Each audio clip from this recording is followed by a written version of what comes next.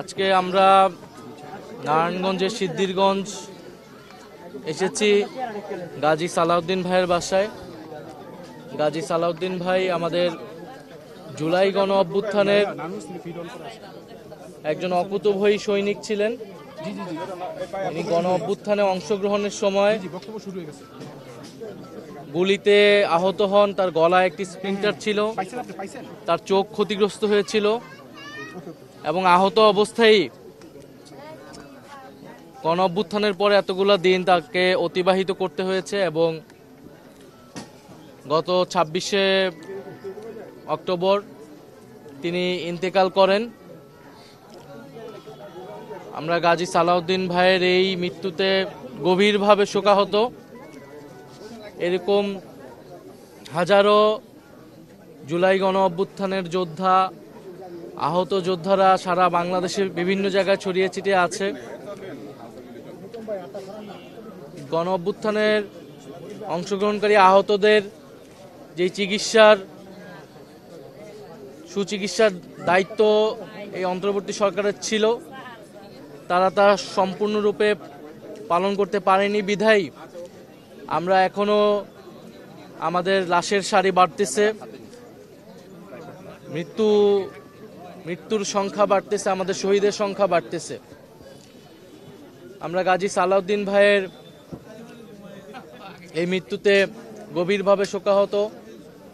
আমরা সরকারের প্রতি দৃঢ়ভাবে বলতে চাই, আমাদের যারা গণ অভ্যুত্থানের আহত যোদ্ধা যারা রয়েছেন, এখনও যারা কাতরাচ্ছেন, এখনও যাদের শরীরে স্প্লিন্টার রয়েছে, যারা নানাভাবে অঙ্গ ক্ষতিগ্রস্ত রয়েছে, তাদের সর্বাত্মকভাবে সর্বোচ্চ পরিমাণে যতটুকু সহযোগিতা করা প্রয়োজন, চিকিৎসার নেওয়া প্রয়োজন, সেটুকু যাতে সরকারের জায়গা থেকে করে এবং এই চিকিৎসা অনেকে যে ক্ষতিগ্রস্ত হয়েছে এটা তাদের দীর্ঘমেয়াদী চিকিৎসা প্রয়োজন। হয়তো সাময়িক একটা চিকিৎসা অনেকেই পেয়েছে, কিন্তু দীর্ঘমেয়াদী এই চিকিৎসাগুলো যদি অব্যাহত না থাকে তাহলে এরকম ঘটনা কিন্তু ঘটতে থাকবে।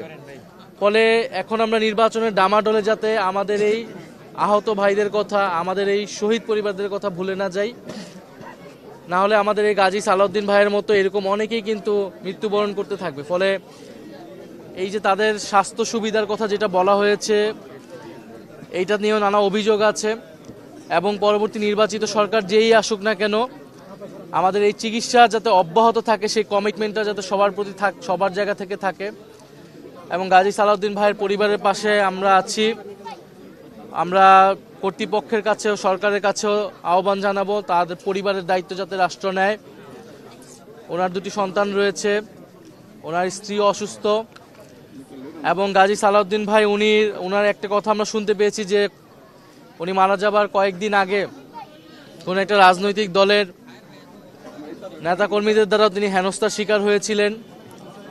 ফলে এরকম জুলাই যোদ্ধারা যারা বাংলাদেশের বিভিন্ন অঞ্চলে রয়েছেন, তাদের এরকম রাজনৈতিক নিরাপত্তা সংকটও রয়েছে।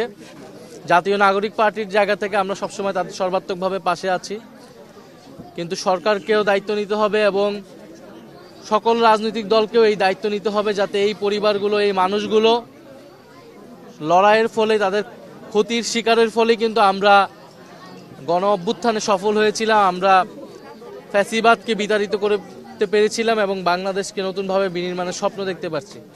ফলে তাদের প্রতি সেই সম্মান, তাদের প্রতি যাতে সেই সহমর্মিতা আমাদের এবং সেই শ্রদ্ধা আমাদের সবসময় থাকে। প্রশ্ন থাকলে করতে পারে।